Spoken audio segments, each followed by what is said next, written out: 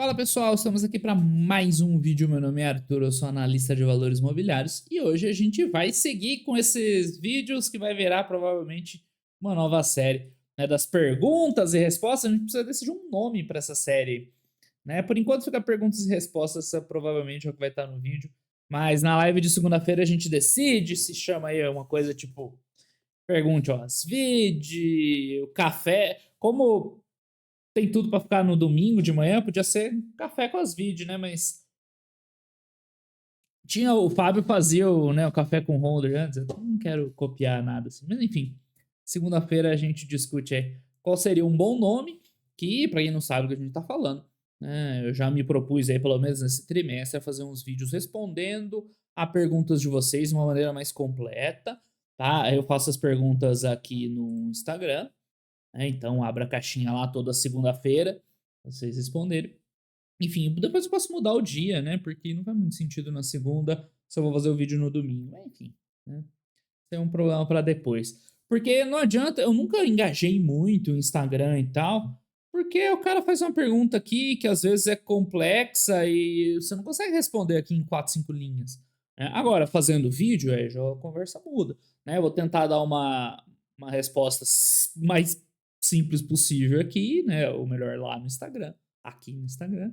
E depois a gente faz o vídeo. Se depois começar a ter muita pergunta, eu vou escolher só as melhores, né, para o vídeo não ficar muito over, mas a ideia é essa aí, porque, como eu já tinha comentado, nesse último TRI, por exemplo, a gente fez análise pra caramba de empresa, eu contei mais de 100 empresas. Só que não adianta a gente ficar só faz análise, faz análise, faz análise, se tá tendo dúvida, né, básica sobre, né, a perspectiva de sócio no longo prazo, né, o pessoal ainda com uma visão muito de botar dinheiro no mercado, tirar dinheiro, né, de comprar a empresa barata e não de ser sócio. O pessoal ainda muito preocupado com o percentual disso, daquilo, diversifica, não diversifica. Ah, comprar Itaú e Bradesco é demais, né? Coisas assim bem simples. Então não adianta a gente ir avançando em análise de empresa, se falta esse básico aqui. Então a ideia é fazer esse vídeo, pelo menos esse tri, depois a gente repensa e reavalia, respondendo as perguntas de vocês, que a grande maioria tem a ver com isso. Quem quiser perguntar sobre uma empresa específica, fica à vontade também. Só que tem que ser uma pergunta direcionada, tá? Falar,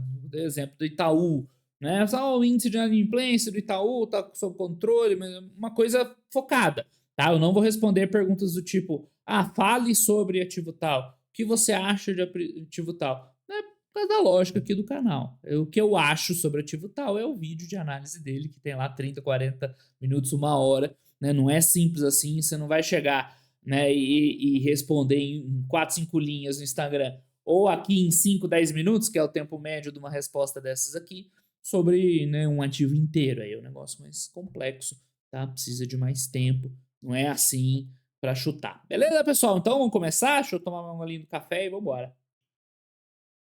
Vamos ver, depois eu vou ver se eu dou uma caprichada na arte, mas aqui eu acho que ficou mais legal, assim, esse layoutzinho. De repente eu faço uma moldura ali né, aqui na parte da resposta e vamos lá.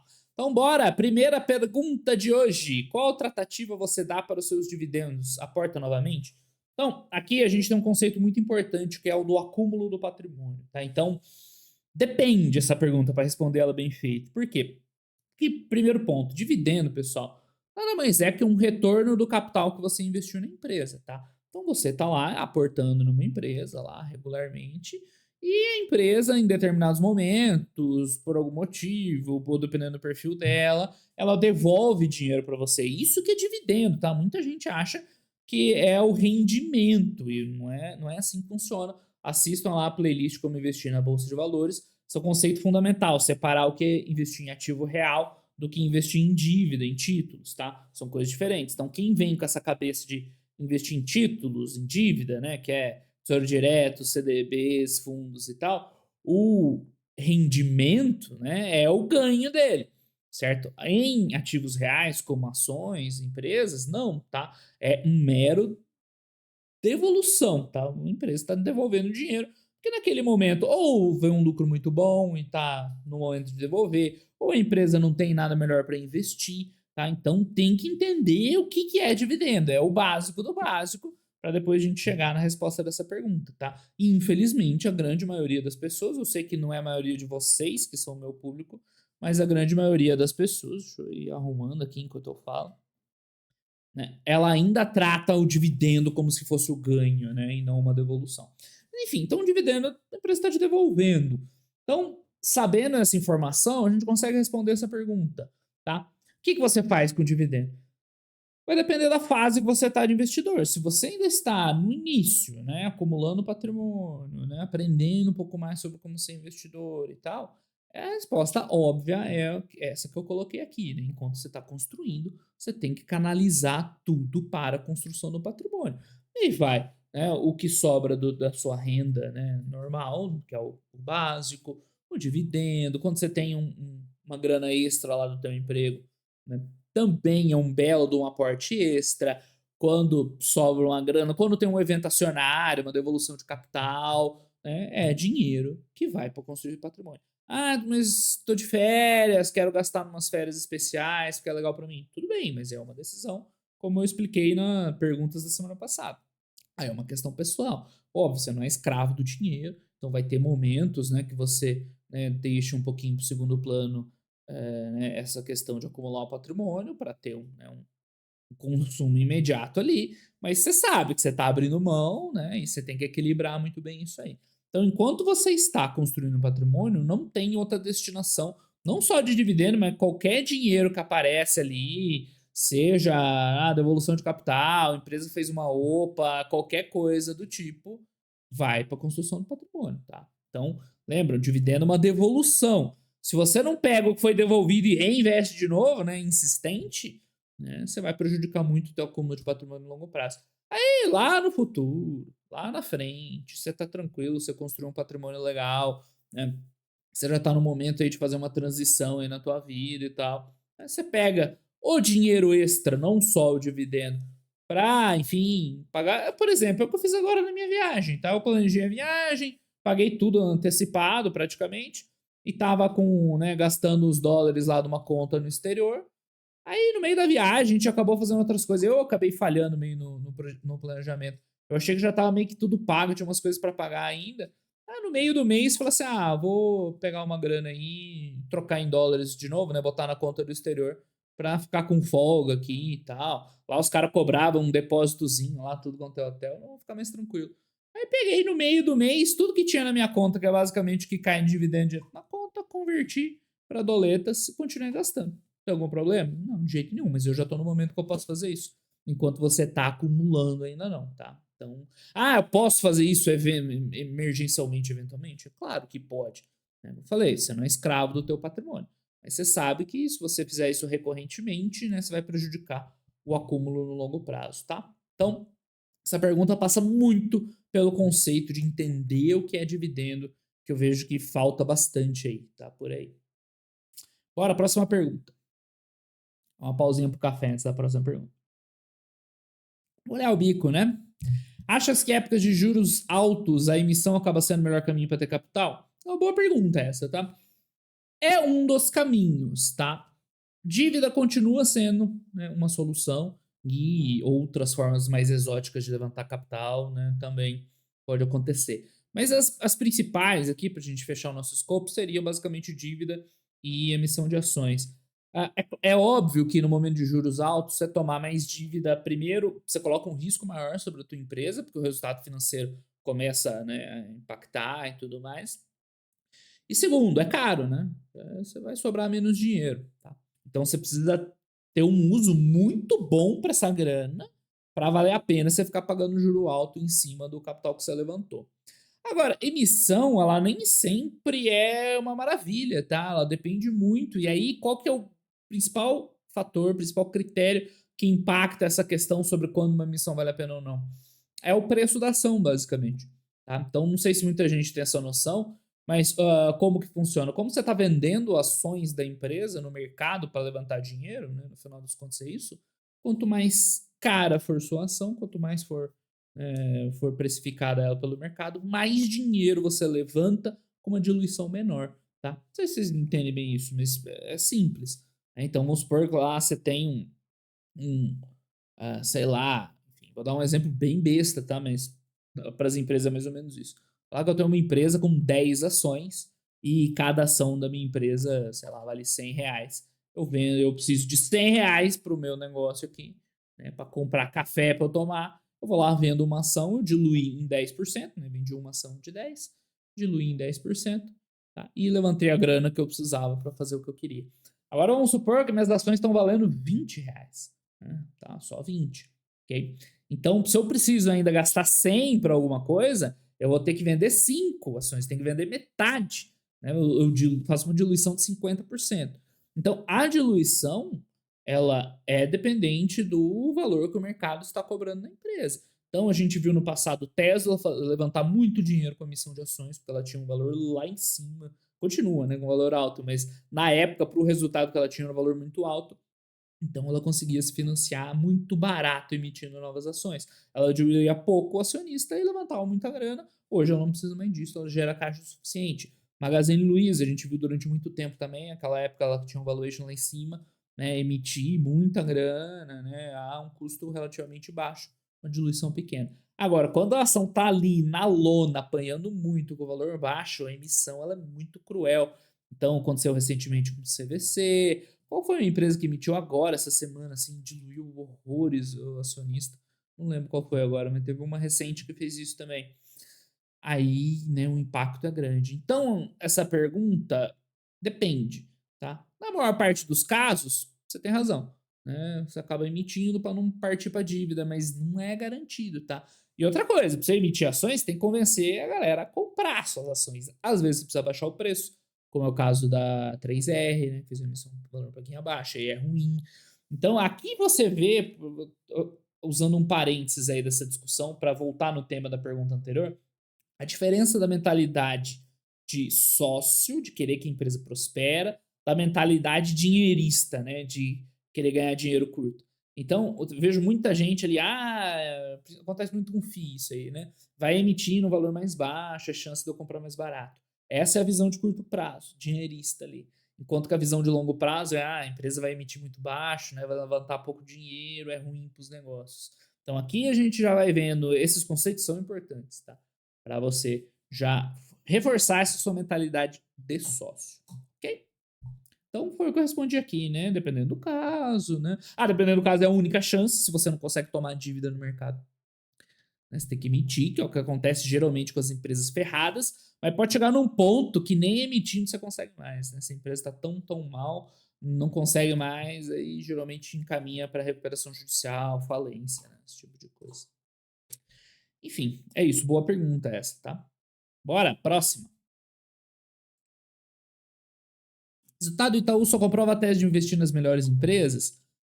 Tá, vou assim, né? Igual eu falei aqui, a pessoa não perguntou, fala do Itaú, né? Ela fez uma pergunta com o Itaú de plano de fundo, então beleza. Tem alguns pontos, tá? Primeiro, o resultado então não veio bom, não, né? A gente analisou na live, acho que na live do Fundamentei, veio bem, ok. O que aconteceu? O trimestre anterior do Itaú foi um trimestre fraco, porque teve impacto, Americanas, outros crédito com qualidade baixa. Então, quando você compara, parece que melhorou, mas foi um resultado em linha, tá? O cenário para os grandes bancos não tá aquelas maravilhas, incluindo para o Itaú. O Bradesco está sofrendo mais. O Itaú tá ok, e o Banco do Brasil é o que vai melhor, porque a parte do crédito, o agro, ela é meio que a parte do resto da economia, né? Mas enfim. Agora, o resto que você falou não tá errado, né? Investir nas melhores empresas, no longo prazo, melhores empresas tendem melhor. Agora, o ponto que eu acho de quem fez essa pergunta é isso: a pessoa tá querendo muita confirmação, né? Isso é um comportamento muito comum que eu vejo vocês. Você passa, ó, seja sócio de grandes empresas, então aprenda a identificar quais são as melhores empresas e vai mantendo participação societária ao longo do tempo, comprando cada vez mais. É isso que você precisa. Diversifica no meio do caminho, né? Aporta, é isso, tá? É 95% que você precisa saber.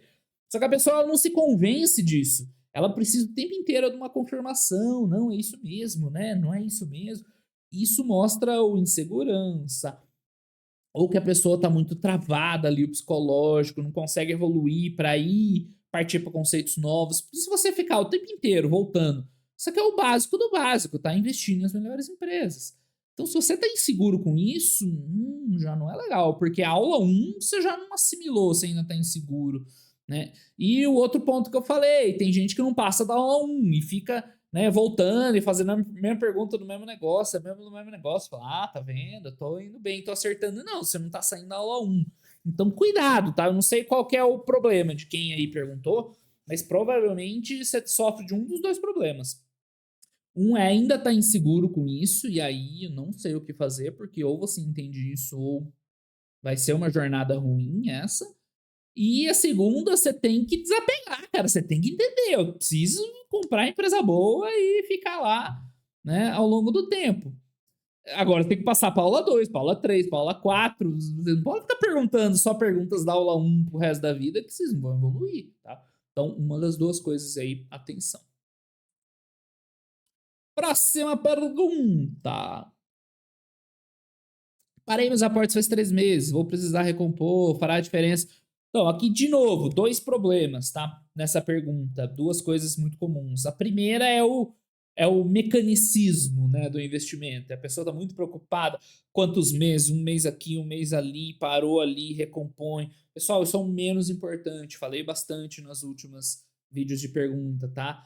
Vai uma maneira mais fluida, mais natural, aporta lá numa empresa legal, vai equilibrando a carteira, né, aportando o que está mais atrás. Não fica tão travado. Quanto mais travado vocês forem, quanto mais scriptzinho, mais checklistzinho, maior é a chance de você se perder nesse mecanicismo e esquecer o que realmente importa, que é uma visão mais holística, mais geral de enxergar as coisas, tá? Então, cuidado com isso, tá? Foi muito detalhe, né? Muito específico. 3 meses, parei. Se fosse 2, se fosse 4, né? Tá meio perdido aí.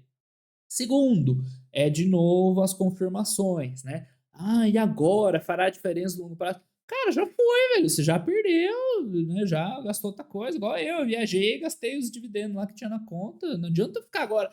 E agora? Será que foi bom ter gasto os dividendos? Ah, podia ter usado para comprar tal coisa. Cara, já foi, foi. É assunto. Então, não fica remoendo essas coisas, não fica procurando confirmaçõezinhas. E se eu chegar para você e falar assim, sim, vai fazer uma diferença significativa a longo prazo, você nunca vai conseguir acumular um patrimônio. Óbvio, né? Que é um absurdo. Mas, assim, não entendi a pergunta, porque ou eu vou responder sim e é um absurdo, ou eu vou chegar e falar, não, cara, 3 meses, de boa, né? Continua daqui para frente, tá tudo certo. O que a maioria responderia. Mas o que é isso que eu acabei de fazer? É de novo, é mais uma confirmação. Não, então eu vejo que muitos de vocês fazem perguntas simples, que meio que vocês já sabem a resposta, para ouvir a resposta que vocês querem ouvir, porque essa resposta faz bem para vocês. Ela confirmou. Ah, não, agora eu vou ficar não, tô tranquilo, porque eu precisei recompor aqui, mas meu longo prazo tá lá. Não, pessoal, isso é uma falha, tá? Vocês precisam evoluir, não tá precisando desse afago, né, dessa confirmação o tempo inteiro, né? Ah, investi em boas empresas, legal, tô no caminho certo. Ah, não, né, tive um probleminha aqui, mas vai dar certo ainda.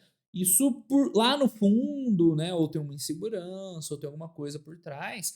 Então você tá precisando dessas confirmaçõezinhas, não tá legal a tua mentalidade, né? Tá precisando trabalhar alguma coisa ali, né? Enfim, dê uma olhada nisso. Bora, próxima. Será que vai dar xícara de café pro tanto de pergunta que tem? Acho que dá.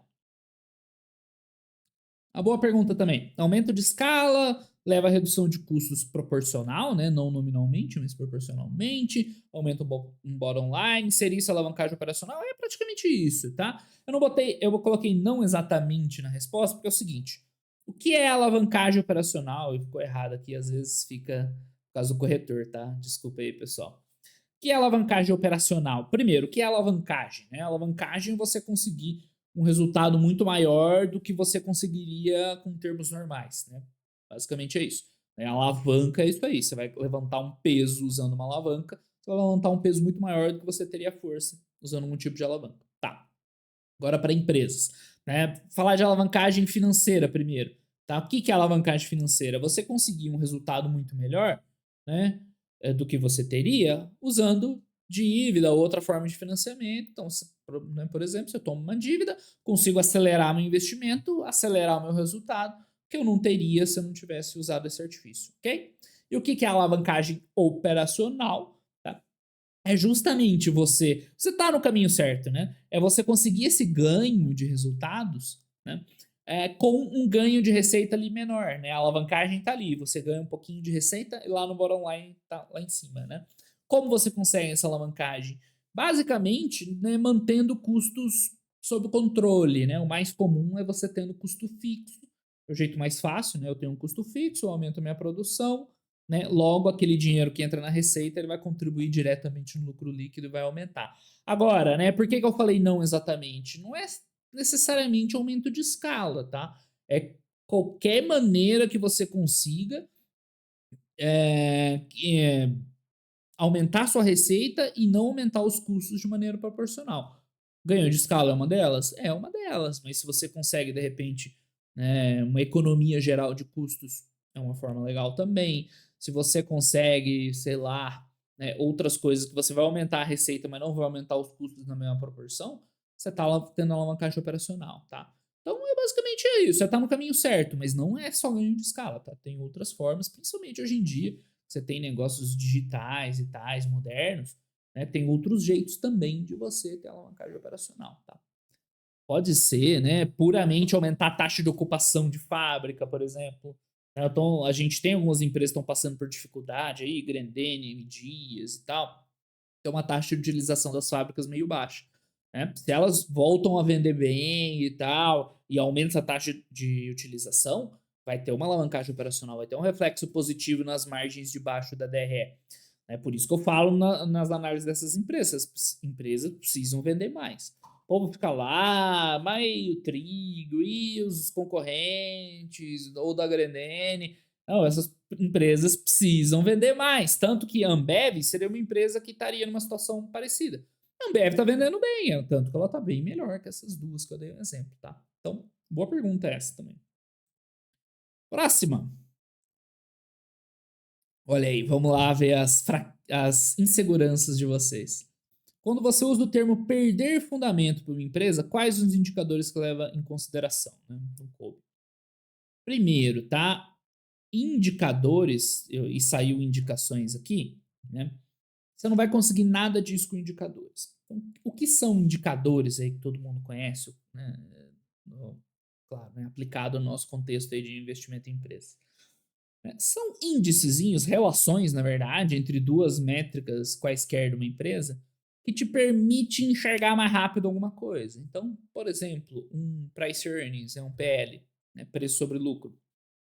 Você rapidamente, com uma medida de PL, você consegue ver o quanto uma empresa está sendo negociada, né, em relação ao lucro dela, que é uma visão meio rápida ali, né, bem simplista da empresa cara e barata.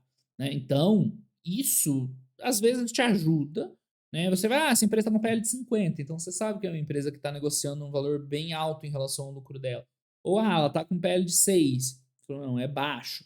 Tá? Mas não é isso que vai determinar se uma empresa, primeiro, está barata ou cara, e muito pior, se ela é boa ou se ela é ruim para investir, tá?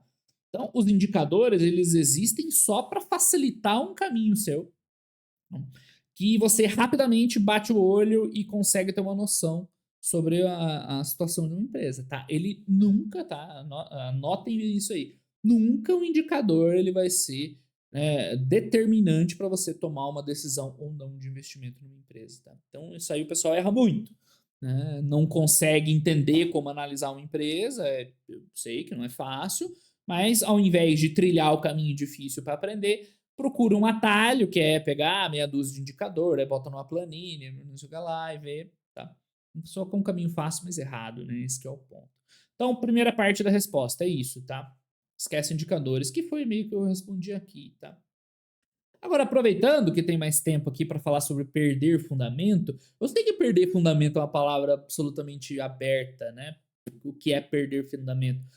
É que é difícil da gente ir lá e descrever de uma maneira melhor. Então, perder fundamento é tipo assim: a empresa perder a vantagem competitiva que ela tinha, ou a capacidade de ter aquele resultado econômico que ela chegou a ter, ou a capacidade de continuar crescendo e ganhando espaço. Então, perder fundamento é um nome meio genérico que a gente coloca várias dessas coisas no mesmo balaio, tá?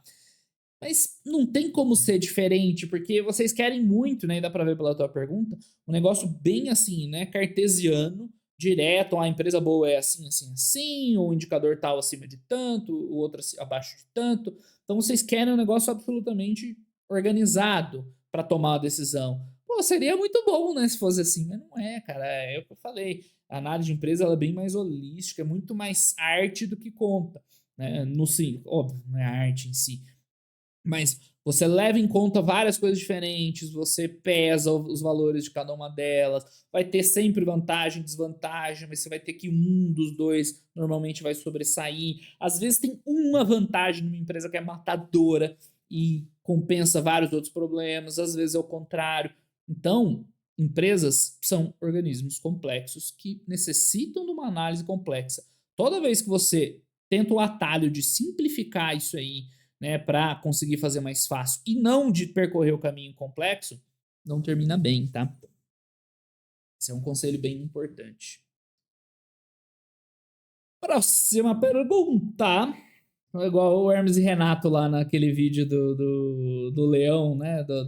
Da mentira lá, do detector de mentira lá, muito bom. Do urso, né? Que tem o Jackson Gotardo. Próxima pergunta.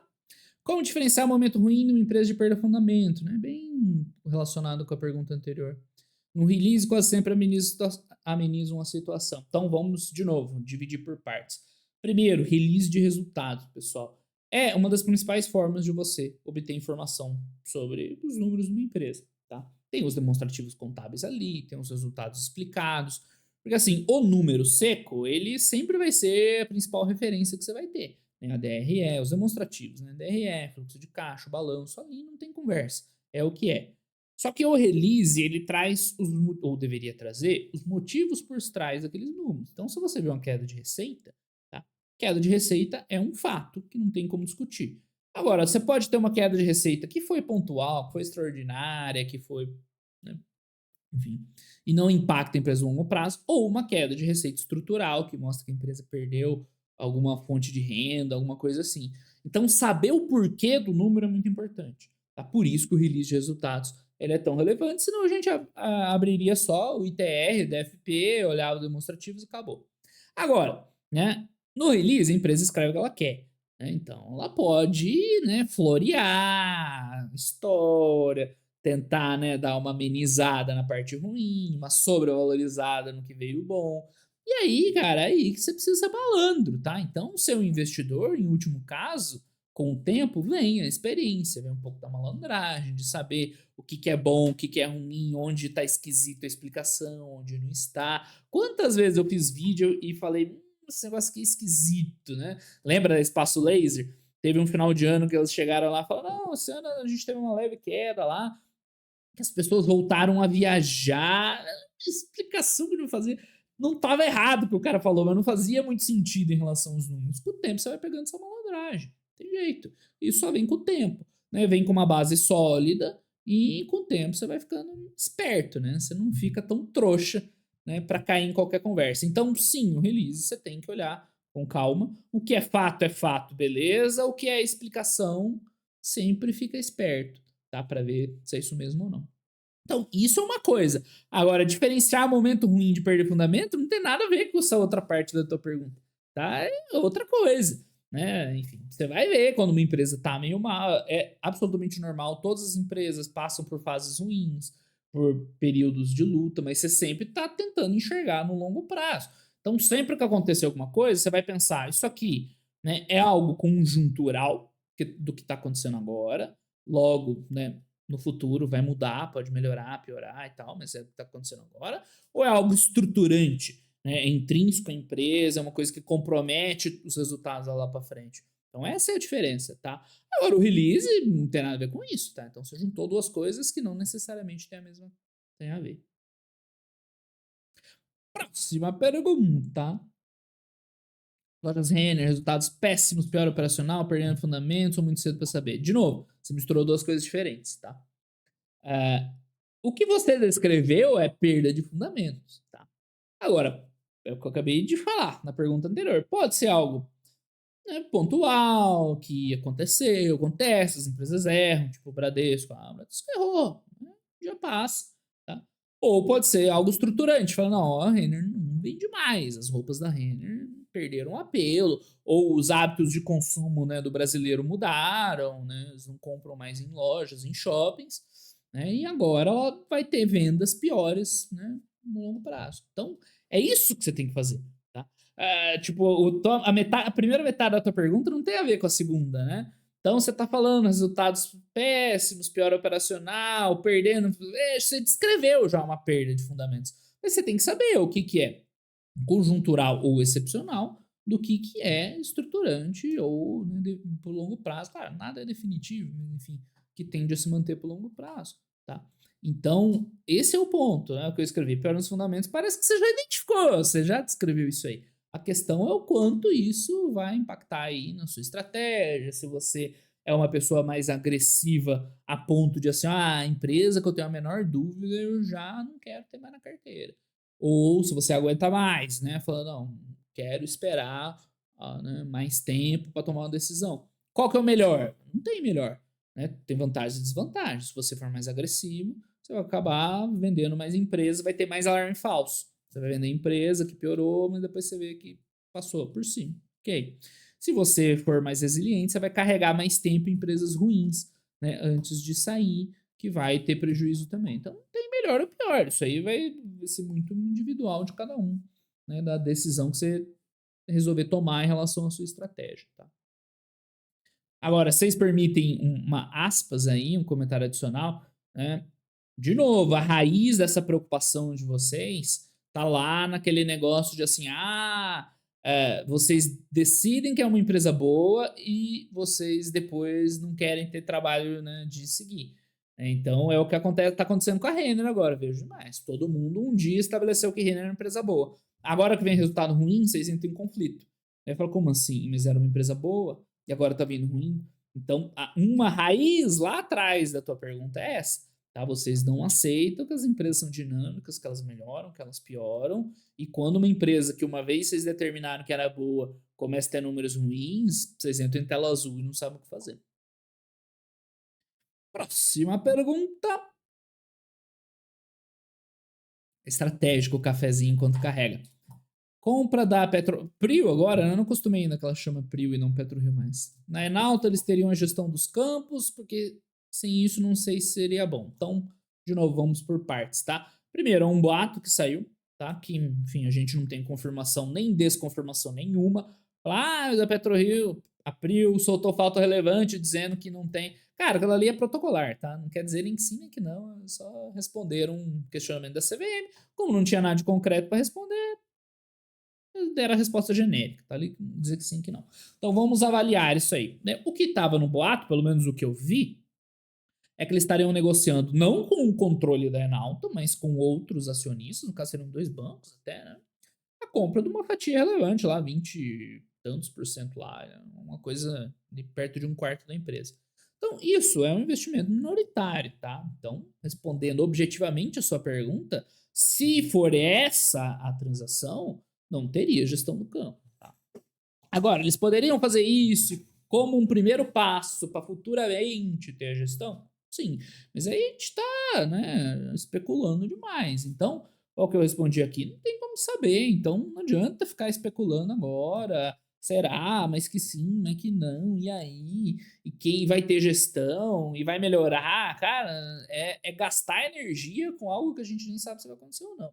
Se um dia acontecer, a gente para e vê quais são os termos, quanto vai ser, quanto não vai ser, eles vão ter poder decisório, às vezes pode ter, né? Lá na mesa de negociação. A Queiroz Galvão, para quem não sabe, a Enalta antigamente era Queiroz Galvão Petróleo, tá?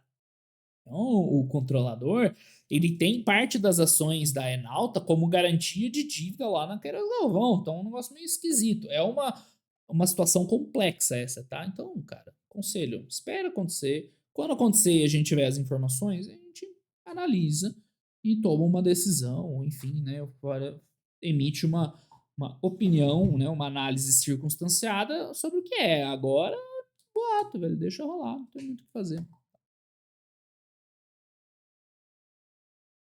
Quando você considera o momento de vender um ativo, né? De novo, a gente volta, né? Aquela mesma pergunta. Hoje o vídeo já está se encaminhando para ser um pouco mais comprido, e esse é um tema aí que exige bastante conversa, tá? Mas a raiz está lá atrás, naquilo que eu falei. Primeiro, na aula zero de investimento em ações, que é entender que a gente quer participações societárias ao longo do tempo, aumentando cada vez mais de empresas boas. É isso que a gente quer, tá? Aí tem um outro detalhe e tal, mas é basicamente isso, sobre isso, tá?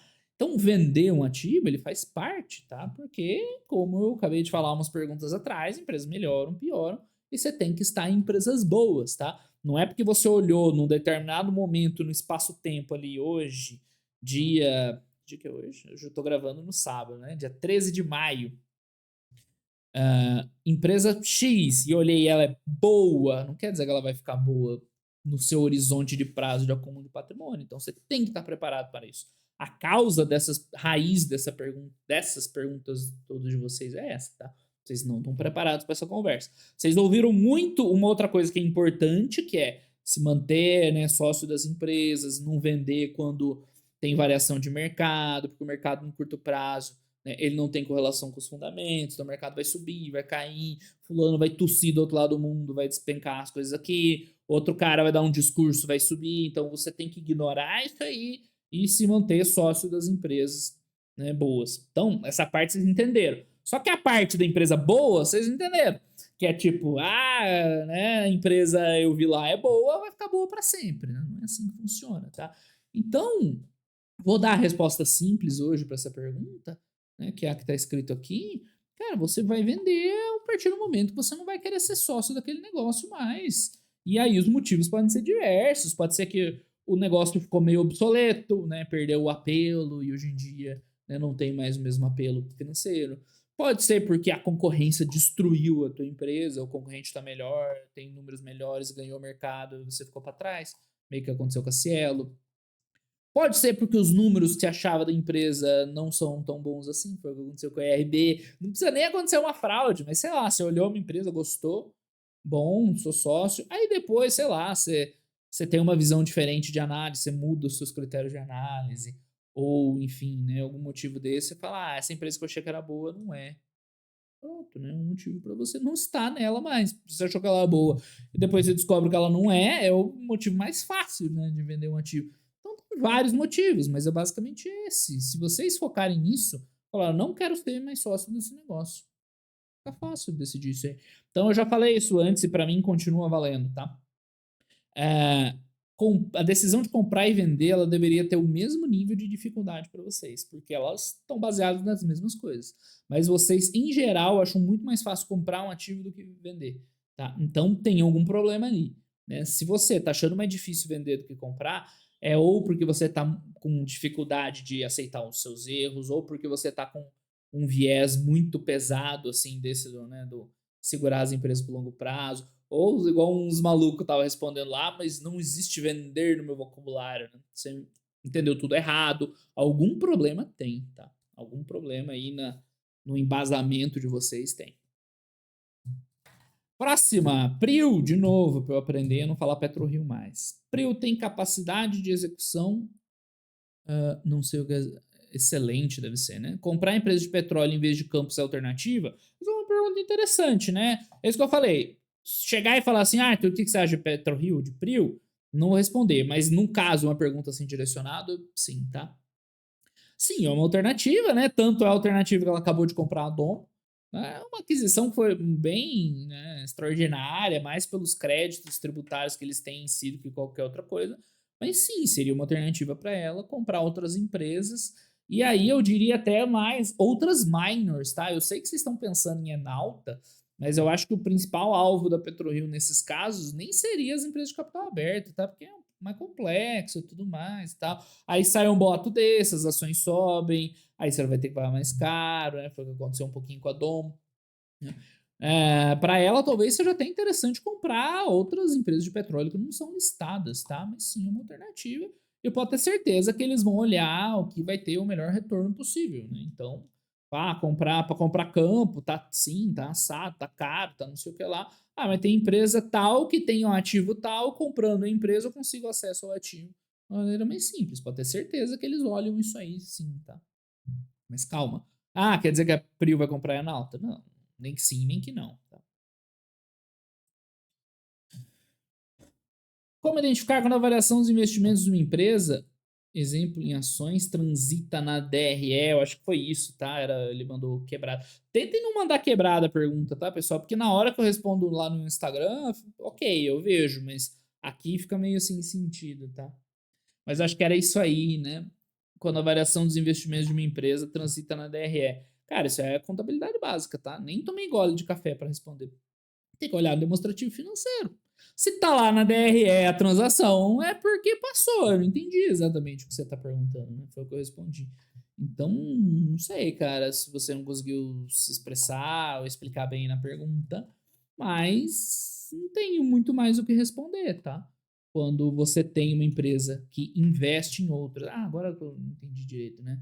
Por exemplo, quando uma empresa investe em ações, ela tem ações de terceiras, que já é um negócio meio esquisito, tá? Aí você olha no resultado dela, nos demonstrativos, e vê onde é que ela coloca, se ela reconhece a mercado. Em ações, se eu não estiver enganado, a empresa ela tem que reportar a variação, tá? Mas pode ser outros tipos de investimento que, né, são contabilizados de uma forma diferente e aí não vai aparecer na DRE, vai aparecer em outros demonstrativos. Mas não tem como responder uma pergunta assim aberta, né? Tem que saber qual que é o caso concreto aí, tá?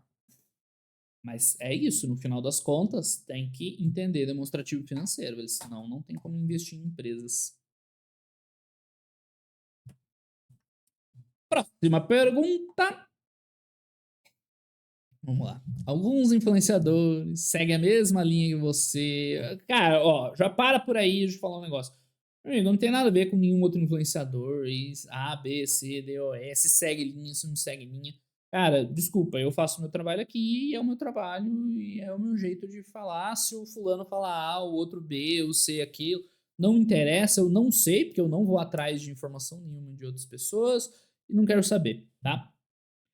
Eu sei que é natural que vocês busquem um monte de gente diferente e tal, mas cuidado com isso, tá? Eu já usei várias vezes no canal, em vídeos no canal, o exemplo lá da coxa de retalhos. Para você ter uma estratégia de investimento, tá? Ela precisa ser uma estratégia coerente, coesa, tá? Um dos motivos que você coloca aqui tem que ver com o outro, que tem que ser por causa disso, tem que ser para limitar o risco do terceiro, que vai acabar te liberando o quarto. Então, uma estratégia de investimentos, ela não é um negócio simples, você só pegar lá um monte de coisa solta e colocar, tá? Tudo tem a ver um porquê com o outro. E aí, é óbvio que você vai ter diferentes estratégias, mas elas têm que ser coesas entre si, né? Dentro dela, certo? Então, o que vocês fazem que não funciona, que sempre vai dar errado, sempre, sempre, sempre vai dar errado, é ouvir o fulano falando sobre A e o ciclano sobre B, mas no outro ponto eu prefiro fazer igual o outro. Cara, isso aí não tem a menor chance de dar certo. É a colcha de retalhos. Por quê? Porque você tá pegando coisas soltas, montando a tua estratégia, né? Pegando o que te agrada mais de cada pessoa e montando uma estratégia. Isso não tem a menor chance de funcionar, porque ela não foi construída com coesão, né, de uma maneira organizada, tá? Então, esse é um problema sério sobre vocês, tá? Sério que vocês fazem. Eu sei que é tentador ficar vendo o que um monte de gente fala, que normalmente outras áreas do conhecimento é isso que você tem que fazer, ver diferentes opiniões para formar a sua, mas, cara, em investimentos não funciona. Por isso que investir não é meio antinatural, tá? Então, isso é o mais importante sobre a sua pergunta. Sobre ação preferencial e Unity, cara, isso aí é básico, tá? É básico do básico. Então, tem um vídeo no meu canal sobre classe de ações, você assiste ele, vê como é que funciona, vê qual que é a vantagem, vê qual que é a desvantagem e toma a tua decisão. Só esse tema, pessoal, ele já é esgotado. Não tem nada novo desde então que mereça a gente tocar nele de novo. Tá tudo lá, você decide se você quer ou não. Aí se o fulano quer, se o cicrano não quer, é problema deles, tá? É aí que vocês ficam perdidos. Como vocês não entendem o porquê das coisas, vocês veem um cara falando isso e o outro falando o contrário, dá a tela azul de novo, tá? Mas é porque vocês não entendem o porquê. Então vocês precisam entender o porquê das coisas para vocês, né, saberem escolher o que é melhor para vocês, independente do que um ou outro fala, tá? Porque a estratégia de vocês precisa ser coerente, tá? Se você pega o que um ou outro tá falando ali solto, meu amigo, não tem a menor chance de dar certo. E se vocês também não entenderem o porquê de tudo que vocês decidem no mercado, você só vai ser mais um aí fazendo coisas aleatórias que também não tem chance de dar certo, tá? Mas a mensagem primordial é: eu não comento sobre o que outras pessoas fazem, o que as outras pessoas acham e tal, tá? Deixa pra lá. Não pergunte aqui, por favor. Próxima, como filtrar tantas empresas? Esse é um outro conceito errado que vocês têm. Para que você quer filtrar? Você não precisa filtrar a empresa. Qual que é o motivo de você pegar um monte de empresas e filtrar? Não precisa, pessoal. O que você precisa fazer? Escolher boas empresas para ter na tua carteira e você prosperar, tá? Eu preciso pegar e olhar 1000 empresas? Não, ainda bem, né? Porque seria uma tarefa muito difícil. Eu preciso pegar 10.000 empresas e passar todas para achar? Não. Você precisa pegar uma quantidade que você dê conta, que claro, né, vai aumentando com o tempo, você vai cada vez mais vendo empresas novas, e dessa amostra selecionar as boas. É isso que vocês precisam fazer, tá? Então, esse é um dos motivos que a galera trava quando vai investir no exterior. Ela pega aqui no Brasil, dá meio que para você quase que esgotar o mercado, né? Porque tem lá uns 400 empresas listadas, umas 200 só tá existindo.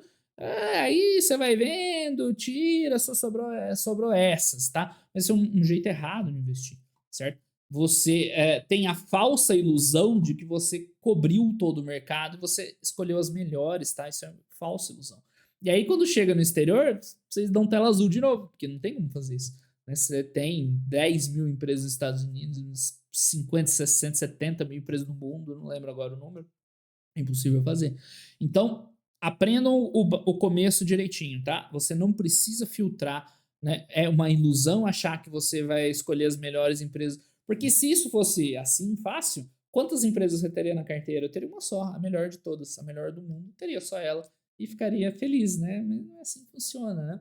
Então, o que você precisa fazer? Das empresas que você analisar, você precisa saber escolher as boas e tirar as ruins. É essa competência que você precisa ter, não filtrar, tá? Então, parece a mesma coisa, mas tem um detalhe que é fundamental, né? Tem uma finesse, essa diferença, que é o que vai acabar, né, separando quem vai ter sucesso e quem não vai ter no futuro, tá? O sucesso, pessoal, tá nos detalhes, tá? Parece meio jargão aí, né? Meio frase feita, mas é exatamente isso, tá?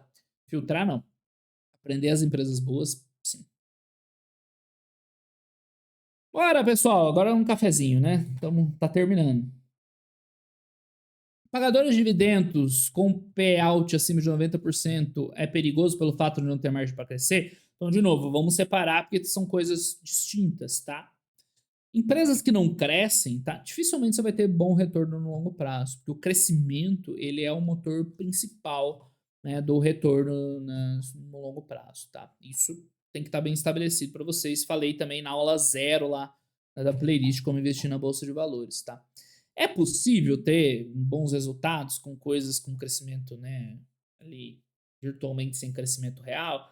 Até é, mas aí é mais fácil investir em renda fixa, né? Fica tranquilo, porque o grande apelo de investir em empresas nas ações é justamente esse, elas se tornarem no longo prazo coisas muito maiores, muito melhores e você crescer junto, né? Eu dei o exemplo da Apple lá naquelas aulas lá, que era uma garagem e hoje é, né, uma empresa, um conglomerado monstruoso com números econômicos maiores que a maior parte dos países do mundo, tá? Então é aí que tá o teu ganho, tá? É quando vira uma garagem para um país, para um PIB num país, tá? É aí que você vai ganhar, né? Muita gente tem ideia errada que o ganho vem do juro composto, tá? E de novo, vem conceitos de investir em títulos, investir em dívida, ok?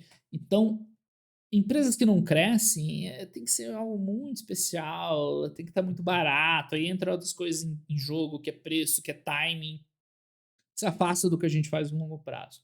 Então, isso é verdade. Agora, o payout, ele não é uma boa métrica para você medir isso, tá? É o caminho mais fácil, é o atalho simplista, mas não é o melhor. O payout é um indicador que já nasceu meio errado, que ele compara o que é pago como dividendo com o lucro líquido em muitas empresas. E a tendência é que cada vez mais isso aconteça. O lucro líquido não é a métrica que representa melhor os resultados dela, tá? Então, se você olhar seco para o payout, voltando lá naquela pergunta dos indicadores, se olhar um payout sem referenciação, pode induzir muito ao erro, tá?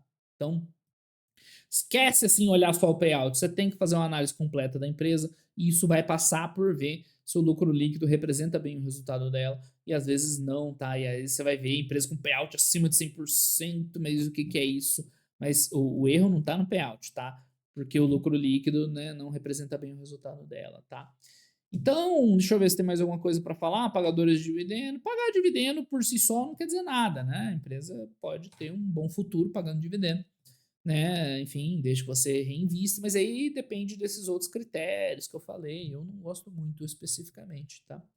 Então, é isso, tá? Eu gosto de empresas que cresçam, é óbvio, você não precisa investir em empresas super agressivas que vão se endividar ou que vão, né, tem cases de crescimento complexos, mas ela tem que ao longo do tempo evoluir, senão você tá jogando fora a principal vantagem de investir em ações, tá?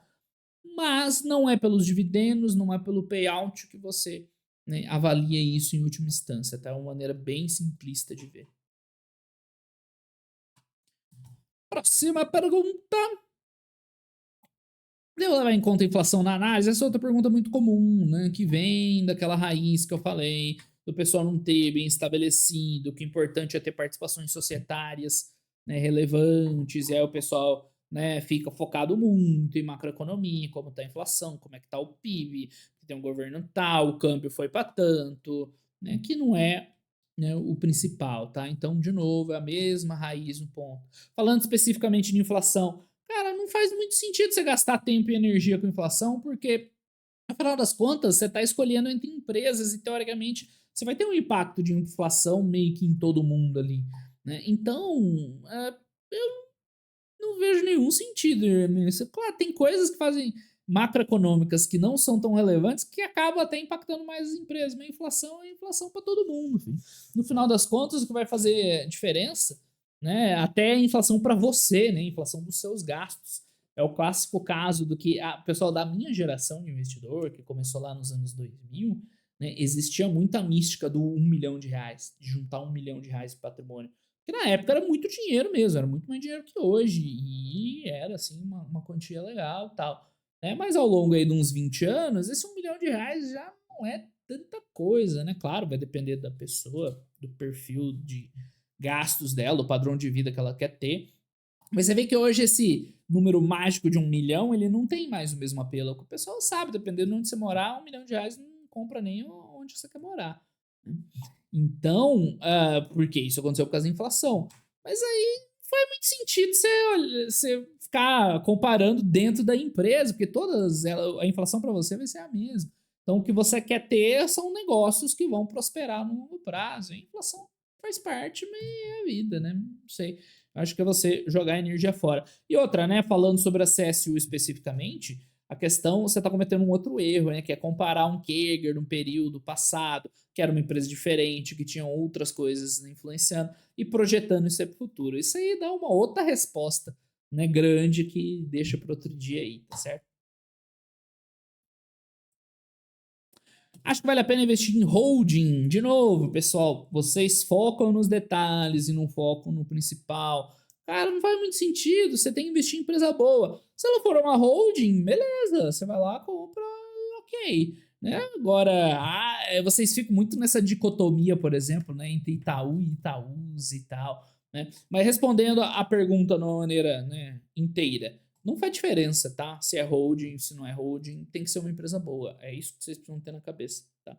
Sobre Itaú e Itaúsa, de novo, eu fiz um vídeo faz uns 3 anos já, no começo do canal, e não mudou nada de lá pra cá, velho. É aquilo. Então, assim, vocês ficam voltando no mesmo tema, de novo, né? Não sei se é receio de dar o próximo passo, ou se é essa vontade de reforçar, que eu já falei muito hoje, tá? Então, investir em holding ou não faz diferença nenhuma. Mas qual que é melhor investir na, sei lá, JSL ou numa Movida? Ué, cara, você vai lá e vê, ó, comprando Movida, o que que eu tenho? Comprando JSL, o que que eu tenho? E você vê o que que é melhor. Vocês criam um problema, uma dúvida que não existe, tá? Assim como você decide entre investir em Movida e Localiza, ou entre Movida e uma empresa nada a ver, tipo Porto Seguro, você decide entre investir em Movida e JCL. Não precisa criar essa dicotomia, essa dúvida. Ela não existe. Tipo, Itaú e Itaúsa. Melhor Itaú ou Itaúsa? Ou Itaú e Bradesco? Ou Itaú ou Banco do Brasil? Ou o Itaú Engie, entendeu? Você vai comparar e pegar os melhores ativos. Você não precisa botar um parzinho para você comparar e escolher. Né? Então, acho que a gente já falou bastante dos temas que estão por trás, né, desse tipo de dúvida. Por que você não gosta de fundos imobiliários? De novo, né? Volta-me aí, a gente volta essa mesma pergunta e tal. Pessoal, vou responder de um outro jeito para vocês, mas é a resposta que vocês precisam ter, não a resposta que vocês querem ter, que vocês precisam, tá? O que eu falei? Que é a aula zero, né, de como acumular patrimônio no longo prazo. Né? Escolher, né, participações societárias de empresas boas, prósperas, que vão crescer, que vão evoluir e vão carregar esse teu patrimônio para cima e ir administrando ali. É isso só que você precisa fazer, tá? Você pode fazer isso via diferentes veículos de investimento, né? Eu acho fantástico comprar ações de empresas diretamente, porque para mim tem uma série de vantagens e tudo mais. Pode usar um outro produto financeiro? Pode. Eu sempre dou um exemplo ali do ETF para quem não quer, né, para quem não tem tempo para dedicar para análise de empresas ou para quem não quer se preocupar com isso e tal, né, que um cara vai lá, compra um ETF de SP500, cara, segue aportando e vai acumular patrimônio, bem assim, né? Eu gosto disso? Não, eu prefiro 1000 vezes lá montar minha carteira. Mas, cara, tem tudo para dar certo. Outra coisa, o cara pode ir lá e comprar tesouro direto. Então, só comprar tesouro direto, renda variável não é para mim, lidar com volatilidade, sei lá, tal. Aí eu sei que vai ser um ganho ali acima da inflação, mas eu vou comprar lá TD IPCA e aceito, né, esse ganho no longo prazo e vou acumulando. Perfeito, funciona, velho. Até poupança, se você juntar dinheiro na poupança, é que a poupança no longo prazo ela vai perder muito. Acho que não adianta. Né? Eu ia falar guardar dinheiro no colchão também e tal. Mas você vê muitas pessoas fazendo isso com imóveis físicos, né?